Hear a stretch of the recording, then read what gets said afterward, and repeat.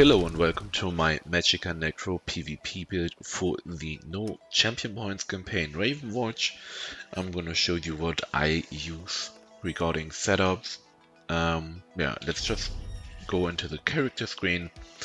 I'm a Breton for the Magicka sustain, and I have all points into maximum Magicka, so 64 points. The Mondo Stone we are using is the Lover. Then we are stage 3 Vampire for the additional damage reduction when we actually get low HP. And the buff food we are using is also Augur's Red Frotgar, giving us lots of maximum HP and a huge amount of Magicka recovery. I think using Augur's Red Frotgar is just so much recovery.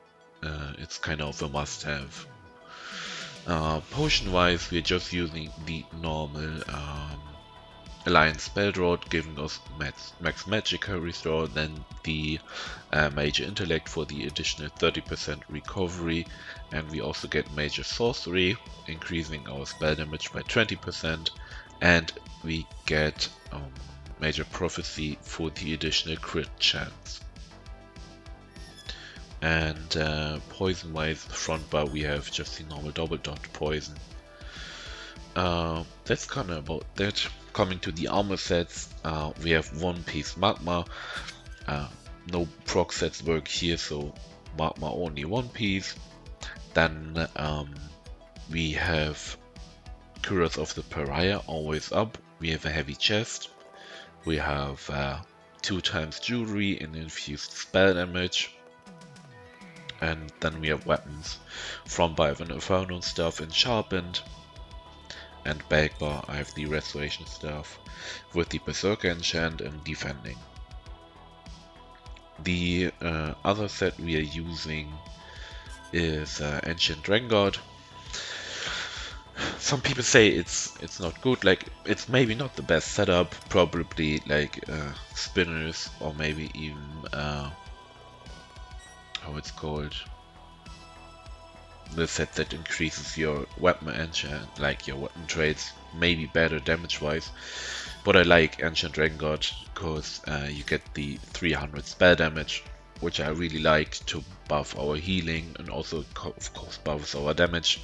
And we get additional resist when we are dropping low, so combine that with Pariah and Vampire. I think I once reached like 50k resist when I was low plus Pariah. That's super tanky. So we have a well-fitted sash, we have well-fitted gloves, well-fitted boots, sturdy guards, and an impan helmet. So what we are running, we have 1 heavy, we have 3 times medium and 3 times light. Everything with prismatic enchant, and the mythic is the Marking Ring of Magistry, also infused with spell damage. So also all jewelry is 3 times infused with spell damage. Yeah, that's kind of about the armor sets. Skills. I'm playing my Magicka Necro ranged. Some people play it with dual wield front bar and the vampire spammable, but I play so many melee characters like Stamina 1, Stamina DK. I just wanted something ranged, so I here have a ranged character. My spammable is Force Pulse. Then we have a Stalking Blast Bones, Flame Clench as the stun, but can also be replaced if you don't need a stun with Avid Boneyard for additional burst. Maybe consider then using even Harmony on top of that. Then we have Intensive Mender, giving us 200 stamina and Magicka regen while it's up, and of course the big amount of healing, which is like close to 10k on its tooltip, completely unbuffed.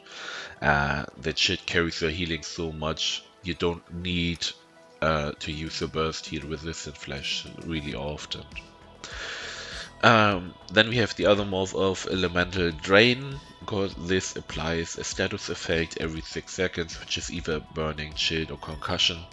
Kinda nice, and you for me personally, I don't need the minor Magicka skill or major Magicka skill for elemental drain, so I here take the one that gives a little bit more damage. Ultimate is either Dawnbreaker of Smiting, or you use Pestilent Colossus. We use the poison or disease morph here because it deals more damage. We don't rely on the stun, like at least for me, because I usually always play in group. So we have either a DB or something else that stuns people. So here I choose the one that deals more damage. Because you have like the first tooltip is the same as the Magicka one, but the special part about the like the disease morph is that the second and third hit do more damage. Backbite, as I already said, resistance flash is our burst heal. Super strong. Also, when you actually heal someone or you heal yourself, you gain physical and spell resist. Equal for half of the amount that you heal. Like if you heal for 10k, you get 5k resist. Then we have Race Against Time for speed and snare removal. I really like that skill here. You can run fast, especially we have on top 3 medium, increasing our sprint speed even more. So if we sprint with it, we can pretty much outrun many people. And we also get 10% crit damage with minor force. Then we have the most busted skill there is, Radiating Regen. The more you have in this group, the better it is, because it just stacks and stacks and stacks.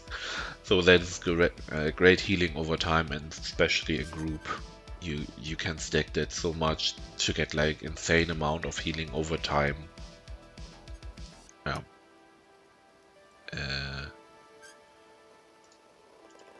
Actually, not intensive mana here. It should be the Mortal Coil. Something fucked up with the bar swap. With the gear swap. So here we have Mortal Coil, another healing over time just for us, but we also restore stamina over 12 seconds, having our stamina sustained, because our max stamina is not really that high. It's only close to 15k, and we don't use tripods to restore it.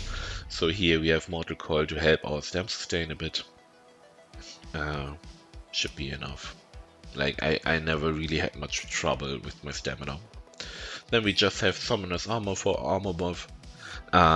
Just simple. Also reducing the cost of Blast Bones and mana by 15% when it's up. Yeah, it's okay, right? The defensive ult is Life Giver, so when you're in big trouble you can pop this and just have this sheet healing you over time, and don't really need to worry about much, and can go into a defensive mode. Or when group members is in trouble and you need to like go into a tower. While you have really many people on you, go for the safe way, pop the resto. And that's kind of about it, the build. Like it's a noCP campaign, so champion points doesn't really matter here. Yeah, enjoy this build. And so far what I saw on PTS, nothing much will change, only that Mortal Coil will instead having like the fixed amount of stamina restore will just increase your stamina recovery by 150, which is still fine. So also no sets changed for the noCP campaign from what I read. And yeah, enjoy.